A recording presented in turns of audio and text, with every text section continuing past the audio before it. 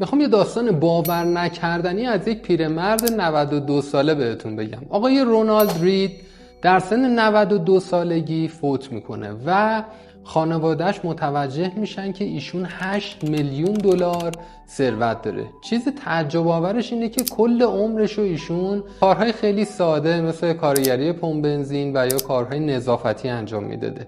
کاری که انجام داده بوده این بوده که تمامی پس‌اندازهاشو میرفته در واقع بازارهای مالی و شرکت‌های معتبر سرمایه گذاری میکرده و این باعث شده بود که طی سالهای سال سرمایه‌اش به این حد بالا برسه.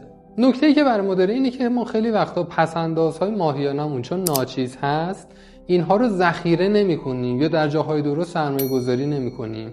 این ناچیز بودنش باعث میشه که اونها رو به راحتی خرج کنیم، در حالی که اگر ما بتونیم یک پس‌انداز خیلی خوب و سرمایه گذاری خیلی خوب داشته باشیم در بلند مدت بسیار بسیار میتونه به ما کمک کنه.